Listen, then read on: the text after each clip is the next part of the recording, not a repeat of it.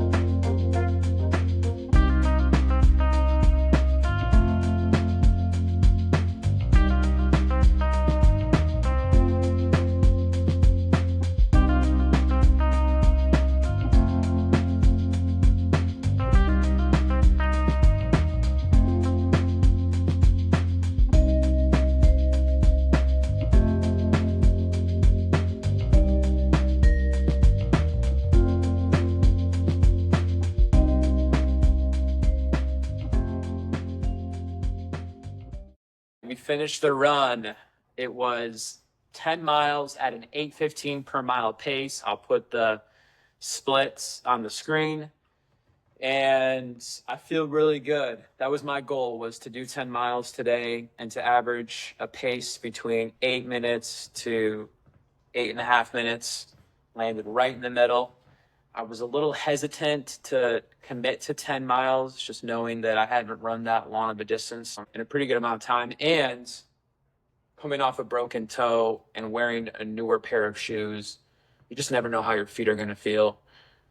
One could say it was dumb of me to run in a newer pair of shoes coming up with a broken toe, but we did it anyways, and we feel good. I feel really good. I will say this, at like mile 7, 8, I was feeling the heat though. Even at 8:30, 8:45 a.m., the humidity starts creeping up, and it plays a role in how you feel when you're running, if you're not used to it, which I should be, but it still shocks me every time. I took some clips of Bayshore. I took some clips of the Tampa River Walk as well. Usually when I park at Armature, I run through the Tampa River Walk, and that kind of bleeds into Bayshore. It's just such a great spot. It's my go-to spot when I run longer distances. And by the way, a longer distance for me is anything over 7 to 8 miles. I have never run more than 13.1 miles continuously. That is the goal. 2026, I will do a full marathon and a full Ironman. Obviously, you're going to do a full marathon if you do a full Ironman. I might even try to do a full marathon at the end of this year. We'll see how I feel following Augusta 70.3, which is in September. I'm literally a little over 4 months out.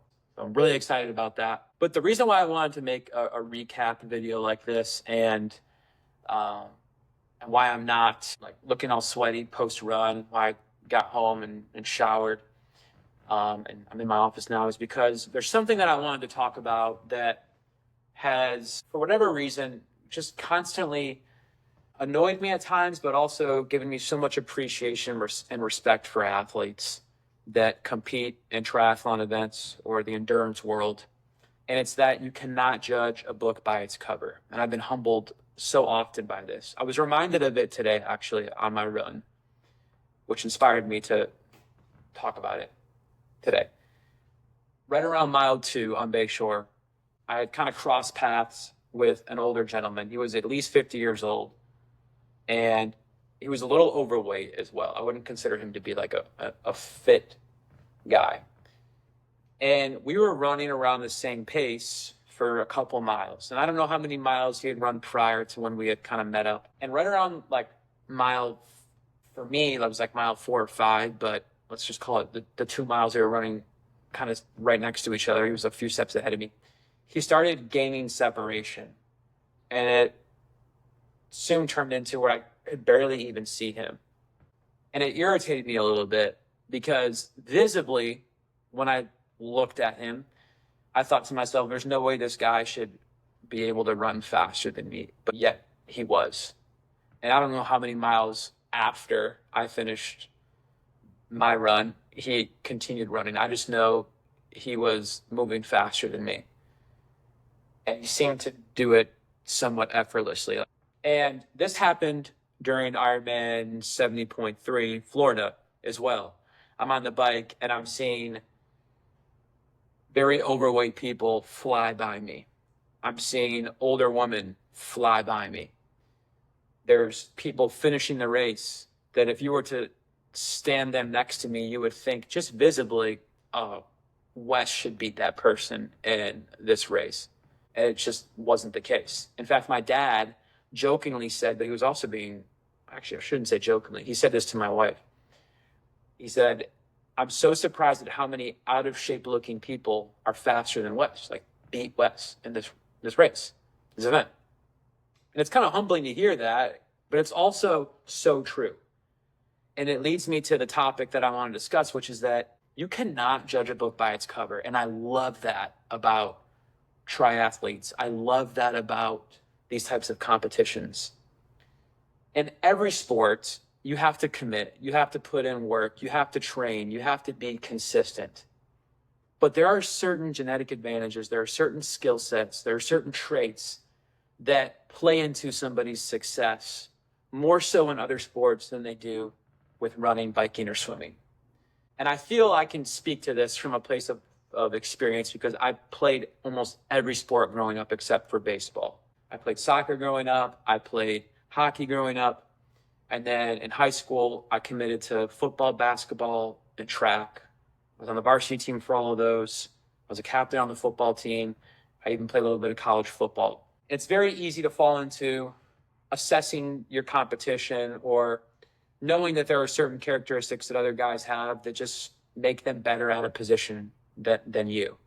For example, I was always the faster guy on any team that I played on, if not the fastest. That wasn't a trait or a characteristic that I trained for. It was something that I was born with. It was a gift from God to just run fast. Now, I'm not elite by any means, but I was always one of the faster guys. And that gave me a ton of advantages in football, in basketball, obviously track and soccer. There were guys that I played with that could jump really high, that were born tall, that had really long arms. You combine those traits together and you have the recipe for somebody that is going to have an advantage playing basketball.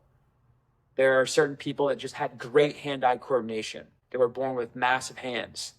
That's going to play a role in them catching a football, or it's going to play a role in them being better at a sport like hockey or baseball. There are some people that are just born with the ability to hold muscle mass, that are just genetically stronger than other guys. And that plays a role in your physicality or your ability to be successful with a sport. And I really want to preface what I'm not saying is that you don't have to work or train. But I think anybody that's grown up playing sports, there's just some things that guys just have over you. It doesn't matter how hard you work or train, they're going to be more athletic, they're going to run faster, they're going to be quicker, they're going to be able to jump higher. Now, do those traits ultimately decide if somebody's going to be really, really good at a sport? No. But does it help them? Yes. And it's almost the opposite from my own experience. It's a very limited experience with triathlon events or triathletes, to where all of those traits or characteristics don't matter. It's an endurance sport, meaning the only way you're going to have success with it is if you trained a long, long time with each of those disciplines. You put in the hours, you logged the miles, you spent time in the pool, you were on your bike continuously, consistently. You built up endurance to maintain a level of consistency or to maintain a level of confidence to where you can do it for a long period of time. And whether you can jump really high, whether you're really muscular or not, whether your body fat percentage is low, whether you have big hands, whether you're a really fast runner, like none of those things really matter. It's all about your endurance. And you build that through hours and hours of work.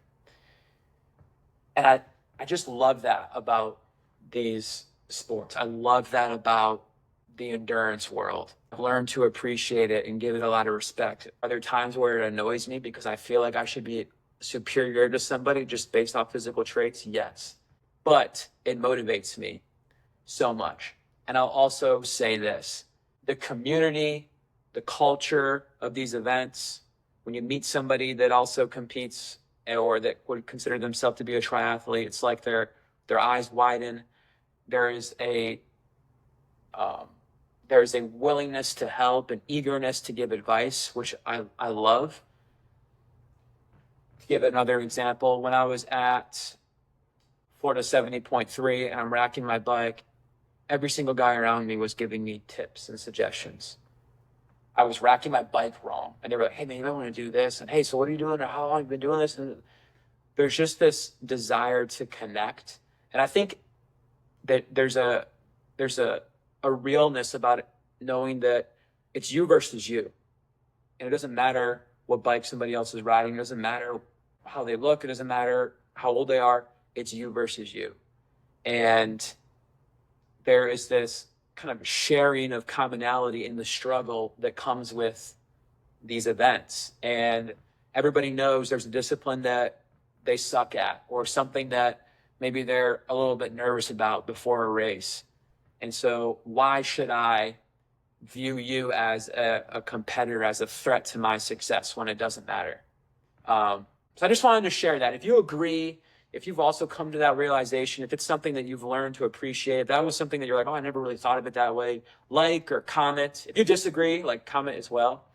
But it was a topic that I've been thinking about over the last 10 months. I was reminded of this morning. I'm like, I want to discuss that on this video today to kind of cap off the workout that I shared. So that is it for this episode. I do want to give a huge appreciation and thanks to everybody that reached out to me on the phone or that texted me or that has just been giving me a lot of positive support regarding the first video that I posted on this channel, the documentary film. I had people that I never really texted before said, man, you really motivated me. Man, you've encouraged me. Man, I want to do one of these events now. And that stuff gives me so much energy. It really inspires me to keep going at it. And I'm just so new to this anyways. And so, I just want to say thanks to anybody that did that. If you liked this video, if you liked the documentary, please subscribe. The next video that I post is going to be a deeper discussion or more of a diving into a recap of 70.3, what my experience was like, what the race day felt like for me, the challenges, the things that I know I need to focus on more, the tips I would give to people, what my training looked like leading up to that a little bit more. And I want to give more of a explanation, if you will, on that entire day and what that entire experience was like. And I'll end this video by giving a huge shout out to my buddy Josh Warner that created that documentary. It is something that I will cherish. It's something that I will always look back at as like a pivotal point in my life. And I wouldn't be able to look back at something like that if it wasn't for you creating that. So thank you so much, Josh. You are an absolute beast when it comes to videography, and you told such an amazing story with what you captured. So I want to give you a big shout out again. And if you're somebody that's interested in creating a documentary film for something that you're doing, if you're a brand or a business that's looking for videography work, freelancers, he is the man. So I'll include the link to his website in the description of this video. But that's it for this video. Like I said, I got the next video is going to be about my Florida 70.3 experience. So stay tuned for that. Thanks so much for watching, and I'll see you guys soon.